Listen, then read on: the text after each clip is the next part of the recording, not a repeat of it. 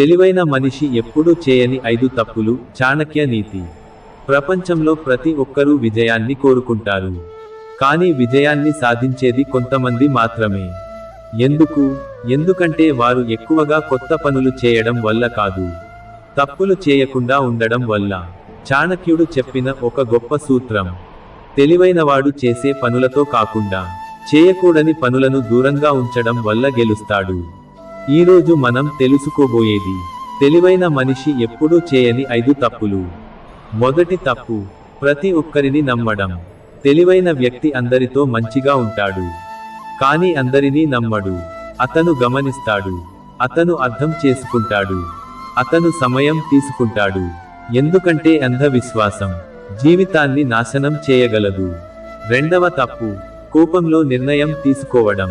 కోపం వచ్చినప్పుడు మనసు స్పష్టంగా ఆలోచించదు. ఆ సమయంలో తీసుకున్న నిర్ణయాలు చాలా సార్లు తప్పవుతాయి. తెలివైన మనిషి ముందు ప్రశాంతంగా ఉంటాడు, తర్వాత నిర్ణయం తీసుకుంటాడు.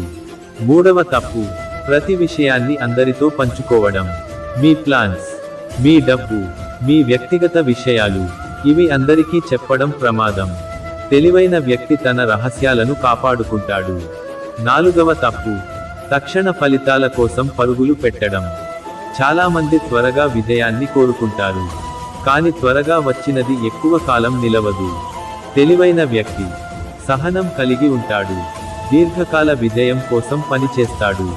ఐదవ తప్పు వ్యక్తులతో ఉండటం. మన చుట్టూ ఉన్నవాళ్ళు మన జీవితాన్ని ప్రభావితం చేస్తారు. చెడు అలవాట్లు ఉన్నవారితో ఉంటే మనము మారిపోతాం. తెలివైన వ్యక్తి తన వాతావరణాన్ని జాగ్రత్తగా ఎంచుకుంటాడు. ఇంకా ఒక ముఖ్యమైన విషయానికి: తెలివైన వ్యక్తి ప్రతి విషయానికి స్పందించడు. అతను గమనిస్తాడు, అతను ఆలోచిస్తాడు, అతను అవసరమైనప్పుడు మాత్రమే స్పందిస్తాడు. ఇది అతని బలం. చాణక్య నీతి మనకు చెప్పేది: జీవితంలో గెలవాలంటే ఎక్కువ చేయాల్సిన అవసరం లేదు. తప్పు పనులను దూరంగా ఉంచితే సరైన మార్గం స్వయంగా కనిపిస్తుంది.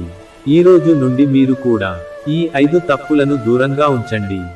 మీ ఆలోచనలను మార్చండి, మీ నిర్ణయాలను మెరుగుపరచండి, మీ జీవితాన్ని బలంగా మార్చుకోండి. అదే చాణక్య నీతి.